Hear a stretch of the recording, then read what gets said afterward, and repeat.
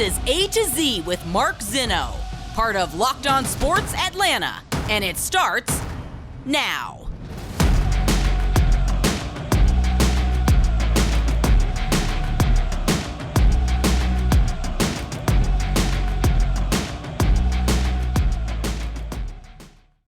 Good afternoon. Welcome to A to Z here on Locked On Sports Atlanta, where today I tell you things usually get worse before they get better. Welcome in. We are live here on this Tuesday. Appreciate you spending your Tuesday with A to Z right here on Locked On Sports Atlanta. Give us a follow on Twitter at Locked On ATL. Of course, I'm at Mark Zinno, MarkZinno. We'll dive deep into the Falcons with our good buddy Aaron Freeman from Locked On Falcons. I know a lot to do here on this Tuesday as we get you set up for the rest of the week. And again, thank you everybody for being part of A to Z and Locked On. We've passed 1,000 subscribers. Keep it up.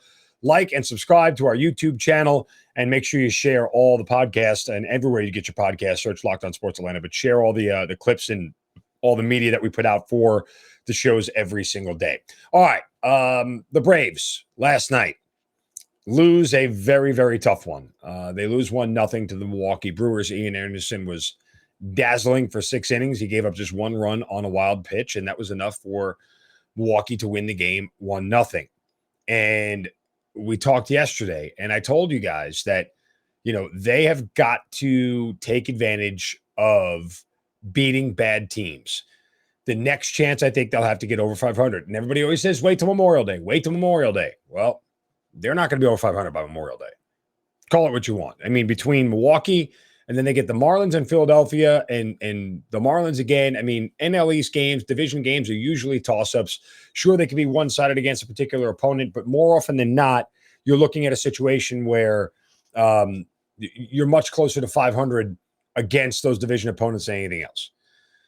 So that's not going to be enough to get them over 500. But after that divisional run, they'll play some bad teams, Colorado, Oakland, Pittsburgh, and Chicago, the Cubs, that they have a chance to get over 500 by the middle of June. But things are probably going to get worse before they get better. That's just kind of where things are. You're going to lose games like you lost last night that are increasingly frustrating as they start to pile up, right? When you're the Dodgers or you're the Yankees and you're in first place by 9 games, or even the Mets in this case, when you're in first place by a large chunk and you lose a 1-0 game on a wild pitch, you're like, okay, we'll go get them tomorrow. But when you're trailing, that begins to get really, really frustrating for anybody who is backing the team. And so I don't know what Brian Snitker can do to fix this. Ronald Acuna reports he may be back for tonight's game. He did some testing yesterday, some running on that groin, and he may be back. Who knows? But this is still a Braves team right now that is severely flawed. They struck out 16 times last night. They have 350 strikeouts. That is the most in Major League Baseball by a considerable margin. And I don't necessarily know that you can fix that other than changing the guys in the lineup. Get more disciplined guys who don't swing at as many pitches, and you'll have a chance to sort of affect that in a positive manner. And that's about all I can come up with. And I don't know if Snicker's ready to do that. I don't know if he feels like he needs to do that. But this is a team right now that is super struggling offensively. And it has nothing to do with Freddie Freeman per se. And we discussed that yesterday on the show. Like Freddie, last year, they were putting up the same numbers in the same spot with Freddie as they were without him now. So I don't know if it's that much. Do I think that Freddie provides a different level of energy to the clubhouse, provides a different level of stability to the entire organization and all the players around him? Yeah, of course he does. But it's hard to know one way or another how this would be working out if Freddie was still here as opposed to Matt Olson. And Olson got off to a great start, but he's sort of come back to earth. The problem is, too, again, the top of the lineup. With Acuna being out and them getting no production there, it's changed the scope of things. So if they can get Acuna back, and oh, by the way, if he doesn't play in this Milwaukee series, we may have to consider him for another stint on the IL. Like he may need to go back on the injured list just to get another body up here because you're playing shorthanded. Right? Like that's just a fact of the matter. And so, I hope things turn around. I hope that they start to look a little bit rosier and go in a better direction. But I'm not going to be surprised, like I said, if they are not over 500 until the middle of June 15th to be exact, after they finish up a series with the Washington Nationals. I think that is the best and most opportune time for them to really have a chance to get over 500 and stay there.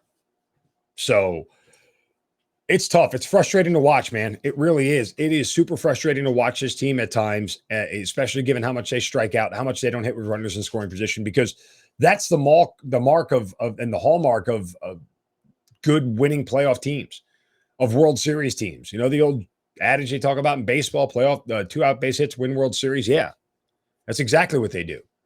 But you have to have a guy there who can help you do that. And right now, they don't have anybody helping them do that. So it's been a very, very rough go of things. And oh, by the way, you know, you're wasting a lot of good starting pitching at this point. So that part is also frustrating. If some of these guys have a regression, you're going to need to score a lot more runs than what you're scoring now to get these guys W's. That's just the way it is. So the Braves continue to struggle here. And let's hope they can win the next 2 of this series against Milwaukee. Maybe the bats wake up tonight. Who knows? They're starting Tucker Davidson, rather. And he hasn't made a start on the year yet. And the one appearance he did have, he gave up 5 runs in 2 2/3. So spot start situation here for them. We'll see what happens. You got to catch lightning in a bottle. Hopefully the kid gets lucky and strikes out what is a pretty formidable lineup, and one that scores early on in games. So if he's pitching from behind the whole time, that's going to be problematic for him. And who knows how long he'll last in the game if that's the case. All right, coming up next, we will get back to the Atlanta Falcons. Is Arthur Smith trying to play basketball on a football field? We'll discuss that with Aaron Freeman of Locked On Falcons right here next on A to Z on Locked On Sports Atlanta, free on YouTube and wherever you get your podcasts. Make sure you search Locked On Sports Atlanta. We'll be right back.